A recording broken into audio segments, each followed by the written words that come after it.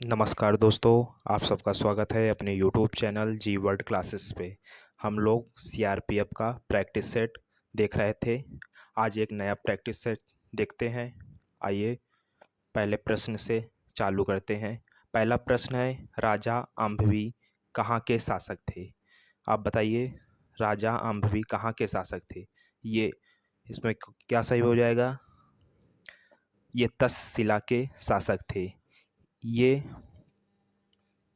सिकंदर के समकालीन थे, यानी कि राजा अम्भवी सिकंदर के समकालीन थे। आइए दूसरा प्रश्न देखते हैं। दूसरा प्रश्न है, दिल्ली में जमात खाना मस्जिद का निर्माण निम्नलिखित में से किसने करवाया था? यानी बताना है जो जमात खाना मस्जिद है उसका निर्माण किसने करवाया था? तो इसका सही ऑप्शन हो जाएगा सी, खिजन खान ने। आइए प्रश्न नंबर तीसरा देखते हैं।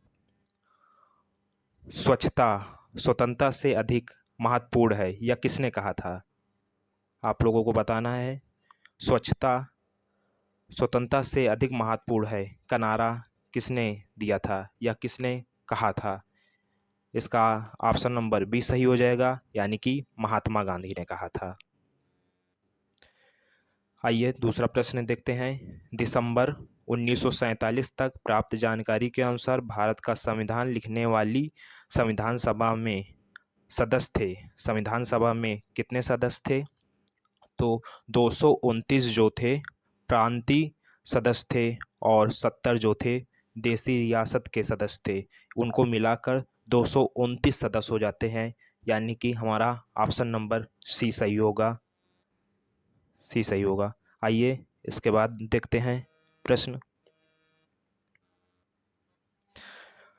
भारत के संविधान का अनुच्छेद यह बताता है कि राज्य भारत के पूरे क्षेत्र में नागरिकों के लिए समान नागरिक संहिता सुनिश्चित करने का प्रयास करेगा। यानी कि समान नागरिकता संहिता भाग 4 अनुच्छेद 44 में बताया गया है कि नागरिकों के लिए समान नागरिक संहिता सुनिश्चित करने का प्रयास करेगा। यानी कि ऑप्शन नंबर ए सही हो जाएगा, 44वां अनुच्छेद।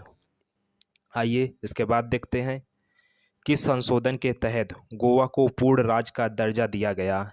यानी कि बताना है गोवा को पूर्ण राज्य का दर्जा किस संशोधन द्वारा दिया गया? यानी 56वें संविधान संशोधन 1987 के तहत गोवा को पूर्ण राज्य का दर्जा दिया गया। यानी कि ऑप्शन नंबर ए सही हो जाएगा, 56वां संविधान संशोधन। आइए इसके बाद देखते हैं, दुनिया में किस पर्वत दर्रे पर दुनिया की सबसे ऊंची मोटर वाहन योग सड़क है? बताना है सबसे ऊंची मोटर वाहन योग सड़क है। बताइए इसका ऑप्शन कौन सा सही होगा? यानी कि डुंगरी ला, ऑप्शन नंबर सी सही हो जाएगा इसमें। इसके बाद देखते हैं, वेरीनाग का जल स्रोत उत्तर भारत की नदी का मुख्य स्रोत है। प्रश्न नंबर 33 बताना है, वेरीनाग का जल स्रोत उत्तर भारत की नदी का मुख्य स्रोत है, किसका है? चेनाब नदी का। चेनाब नदी का मुख्य स्रोत है। आइए इसके बाद देखते हैं,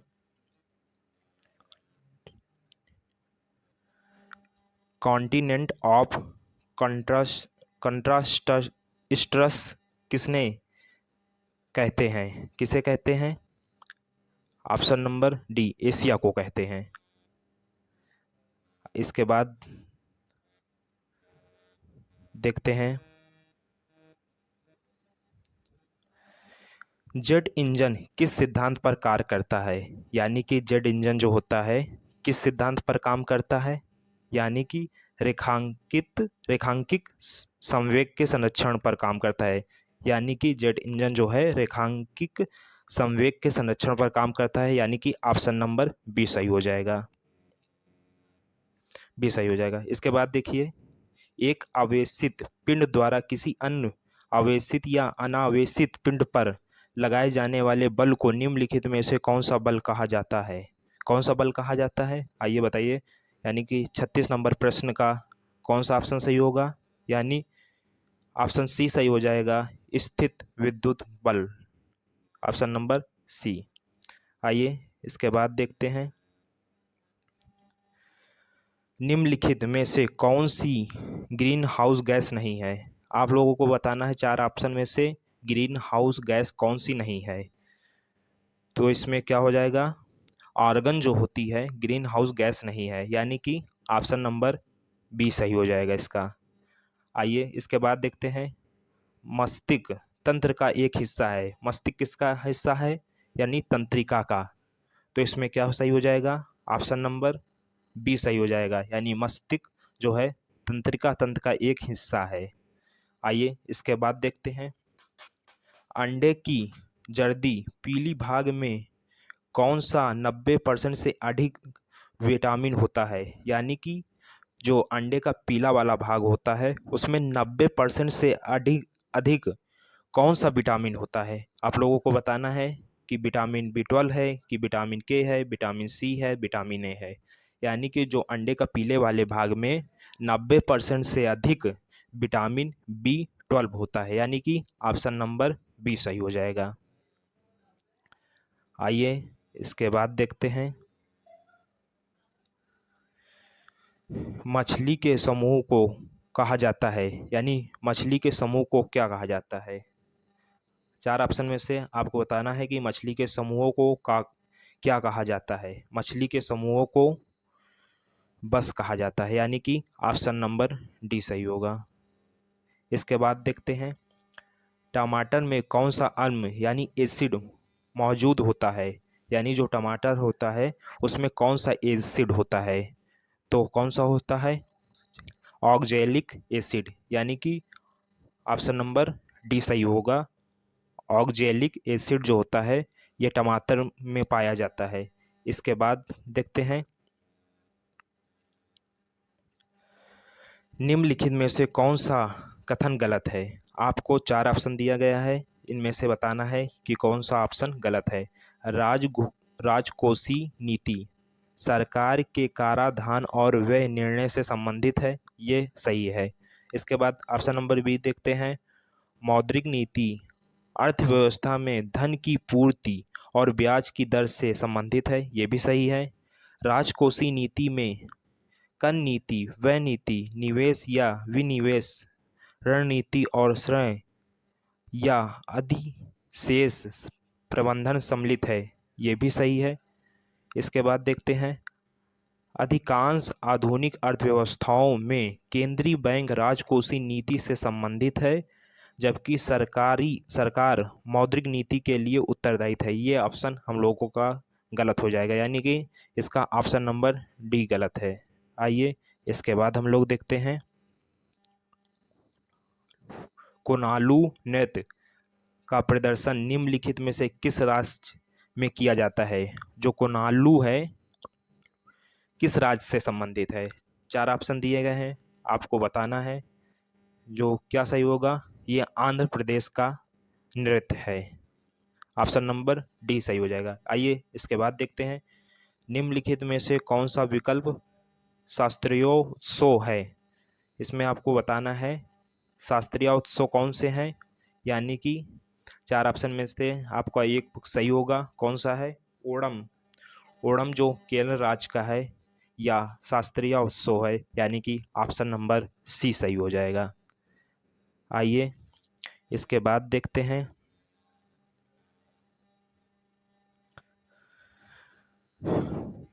BCG टीके में सी शब्द से क्या अभिप्राय है, यानी कि सी शब्द से क्या अभिप्राय है।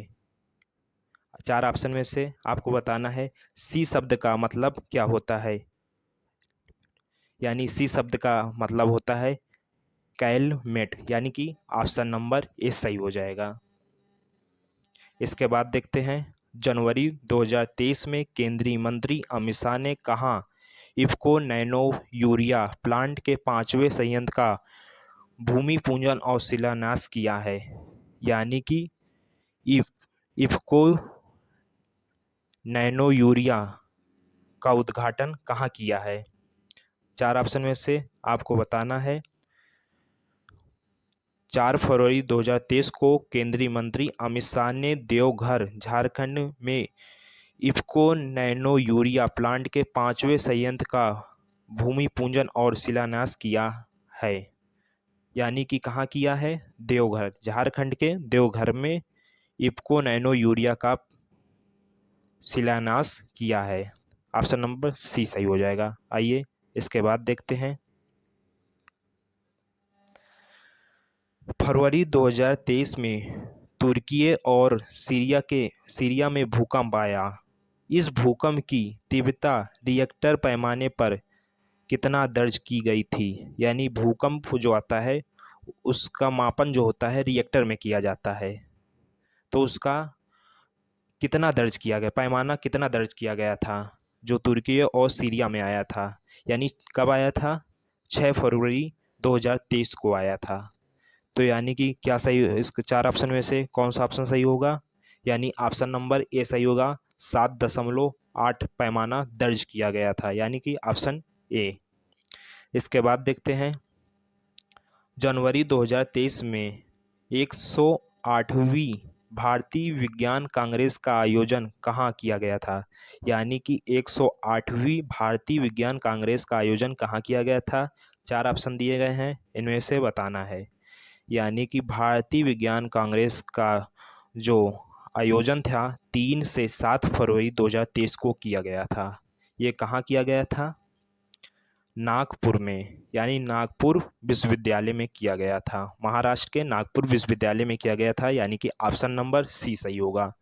आइए इसके बाद देखते हैं। भारत में किस राज्य केंद्र शासित प्रदेश में पहली बार लिथियम की खोज की गई है? यानी कि आप लोगों को बताना है लिथियम की खोज किस राज्य में की गई है। यानी लिथियम की खोज 9 फरवरी 2023 में की गई है। किस राज्य में की गई है? यानी कि जम्मू कश्मीर राज्य में की गई है। यानी कि कौन सा ऑप्शन सही होगा? ऑप्शन नंबर ए सही होगा। लिथियम की खोज 9 फरवरी 2023 को जम्मू कश्मीर राज्य में की गई है, यानी कि ऑप्शन नंबर ए सही हो जाएगा इसका। आइए इसके बाद देखते हैं। टाटा प्रीमियम लीग, टाटा महिला प्रीमियम लीग 2023 के संबंध में विकल्प में कौन सा तथ्य सही नहीं है? पहला ऑप्शन देखते हैं।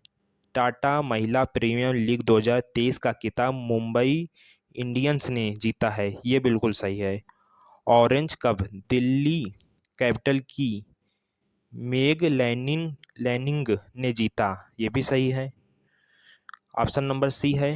मुंबई इंडियंस की हेली मैथ्यूज ने पर्पल कैप जीता है, ये भी सही है। ऑप्शन नंबर डी देखते हैं। Emerging player of the year royal Challengers Bengaluru की सोफी डिवाइन को चुना गया है, ये ऑप्शन गलत होगा।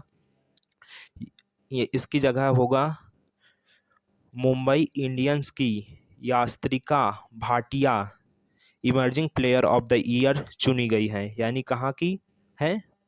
वो मुंबई इंडियंस की चुनी गई हैं। यहाँ जो बेंगलुरु दिया गया है ये गलत है और नाम भी इनका अलग दिया गया है। यहाँ पर सोफिया डिजाइन दिया गया है, मगर वो जीती हैं मुंबई की यास्तिका भाटिया जीती है। यानी कि निम्नलिखित में से कौन सा कथन गलत है? ऑप्शन नंबर डी हमारा गलत है। तो आई होप आप सब लोगों को प्रश्न के उत्तर देने में अच्छा लगा होगा। फिर मिलते हैं एक नए प्रैक्टिस सेट के साथ कल। तब तक के लिए नमस्कार, जय हिंद।